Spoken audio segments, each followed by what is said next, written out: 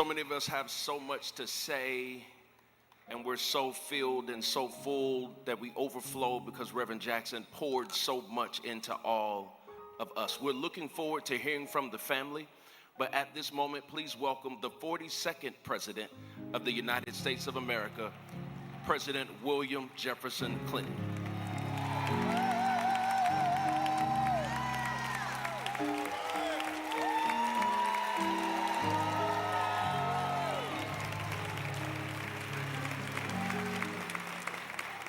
Whoa. I'm actually going to be pretty close on time.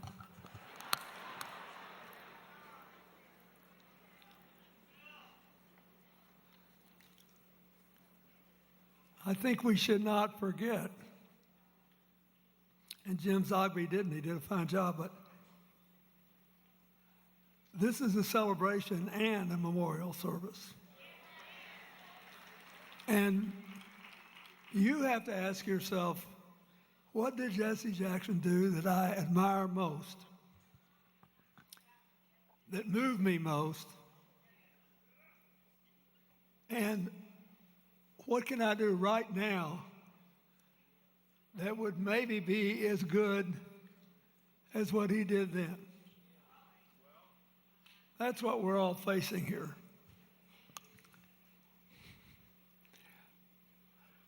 I love Jackie and her family. Santita sang at my second inauguration. The boys have got to go to Congress, and Yusuf, I thought when the first time I met Yusuf, I thought, I could do whatever I wanted if he worked for me. He'd just take care of things. And you're good at it. It's been an honor to know all of you. But I want to say something, highly personal tonight. I came to truly love Jesse Jackson. And we had more in common than he thought. We were both two guys who were born to single mothers living in the South. And so I got to watch this guy, and frankly, the first time we met was at the 20th anniversary of the celebration of the integration of Little Rock Central High School. And some young people may not even know why that's important. But in the 1920s, that school was voted the most beautiful high school in America. During the whole time I was governor of Arkansas, that one school accounted for 25% of our merit scholars. You could go there and study Latin and Greek, which was a pretty big deal out in the country, in addition to all the science and math. So they were celebrating the 20th anniversary, and Jesse showed up to help them.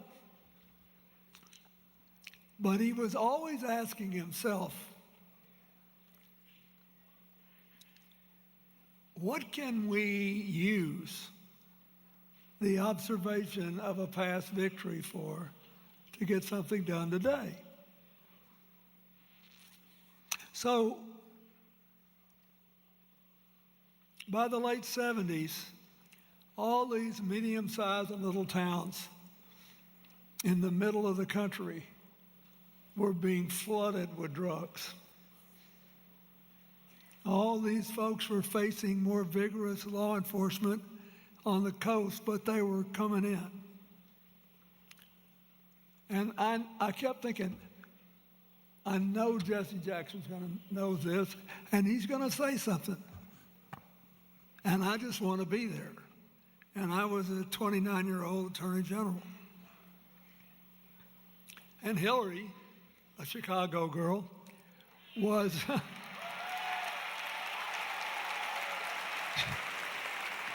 She was practicing law and supporting us because the salary was almost non-existent. So Jesse gets up in front of this crowd of kids, and their eyes were big as dollars. And he said, "You owe a lot to the Little Rock Nine who integrated this school. You owe a lot to Daisy Bates and the other people who supported them. You owe a lot to the people who were there long before them.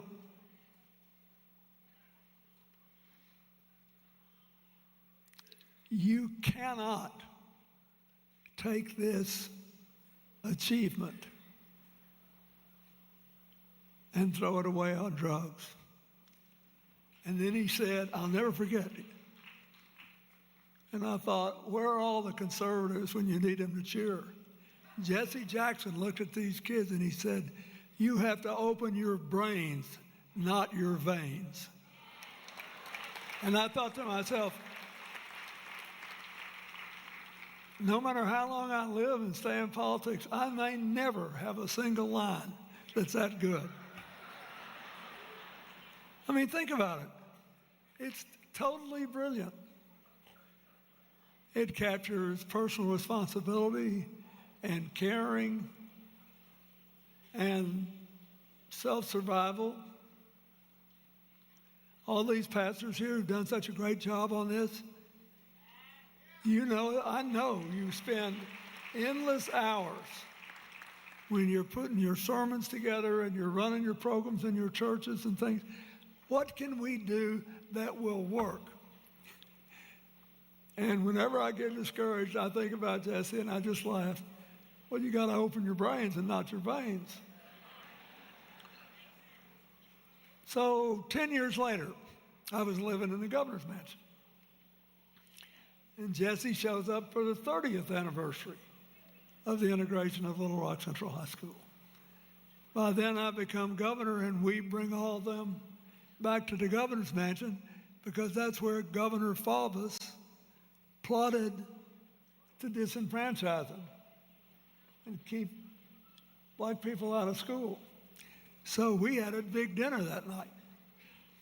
And after the dinner was over, Hillary asked Jesse to hang around so we could talk. We went to the kitchen, put some more food on the counter, and talked till midnight. And Hillary said, you know, we all got to work tomorrow. I'm going to bed. 2 hours later, Jesse and I are still going about it. And she walks into the kitchen and throws us out.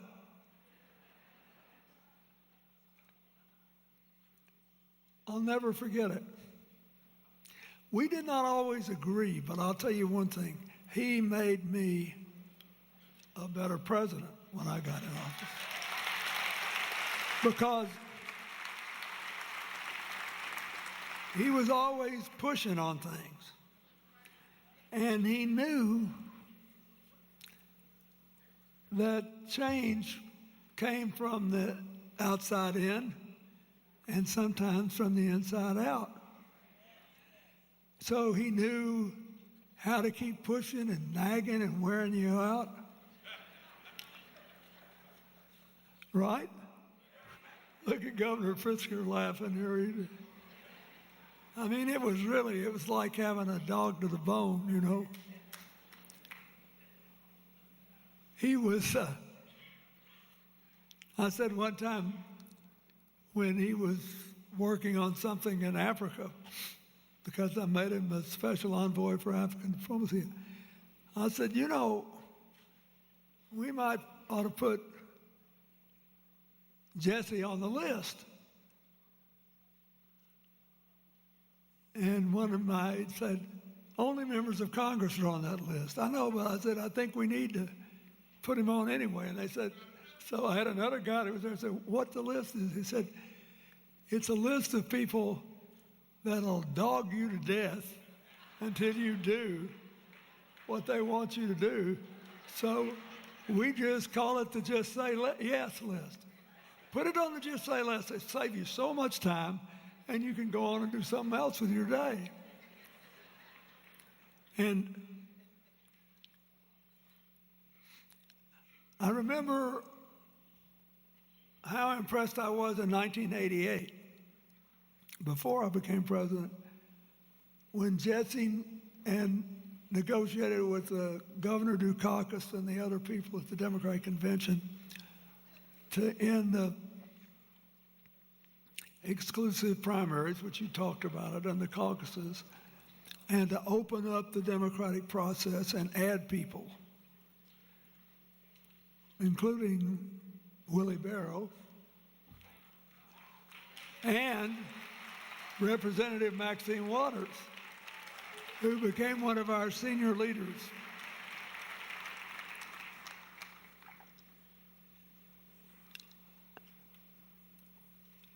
I'm saying this to make another point. Everybody knows how eloquent he was, and everybody knows that he could talk an owl out of a tree. But he actually was interested in policy, in specifics. So that's the second thing I'd like to say. So what if you weren't big, tall, broad-shouldered, and eloquent like Jesse Jackson? If you want to make change, there's still plenty you could do if you've got an agenda. You've got to have it. He always had an agenda. So, that's the most important thing I could say to you. Now, one other thing I am going to say. Wordsworth, you don't think about Wordsworth when you think about Jesse. But Wordsworth said the last best hope of a good man's life are the little unremembered acts of kindness and love. So, I used to think all the time about how hard Jesse's childhood must have been, you know, with his mother and then having to go past his father's house and all that, and all the mixed up. And I knew a little about not nearly as severe a situation because of my situation. And I admired his mother. I was afraid of Jackie. I'd do whatever she said for the group. But I love you so much. But I liked his mother. And he called me one day, and he said, this is purely personal, but my mother liked you, you know, and I'd really appreciate it if you would speak at her service. And he said, Andy Young's coming, and you know there aren't that many of us left anymore who are over 75 and have been through all this. And I said I would be honored. I know this sounds funny, but it really meant something to me that he wanted me to talk at his mother's memorial service. And then, I don't think I've ever told anybody this. When the Congress was trying to run me out, and I was in that big impeachment fight, Jesse called me one night in the White House. I thought he was calling me. He said, I don't want to talk to you. I want you to go get Chelsea. Now keep in mind, he's got all this other stuff going on. We got all this stuff. He called me to talk to my daughter to make sure she had her head in the game. And he prayed with her on the phone. And, you know, a lot of people, it would never even have occurred to them to do that. And ever since Hillary and I went to visit Jesse in the hospital and Jackie and a lot of the family were there, I've been thinking about him, calling my daughter. He didn't know if I was going to be president in 6 months. He didn't know what was going to happen, but he liked Chelsea. I thought showed he had good taste. But my point is, those are the things you remember. So I think we should honor him by saying, okay, maybe I'll never come up with a line like, open your brains and not your veins. Maybe I'll never give a speech that will move hundreds of thousands, but I can do something. I can still be somebody. And what should I do? And how can I, with whatever speaking ability I have or don't have, do what he did when he called Bill Clinton's daughter in a crisis? When he asked a friend, I know you may be busy and my mother's not famous, but would you please come say a few words? And Andy Young and I went, but we both went, and we were there. So that's what I want all of you to think about when you leave here. This guy lived a big life. He lived with his head and with his heart. He was faithful to the scripture which said, we have all sinned and fallen short of the glory of God. But unlike a lot of people in politics, he didn't go around looking down his nose at other people. He hated the sin and not the sinner. He was always trying to lift people up. So I'm here more as a friend than a former president. He was my friend when I needed it. And I ask you to ask yourselves how you can do more by being a better friend and a more effective one. God bless you and thank you.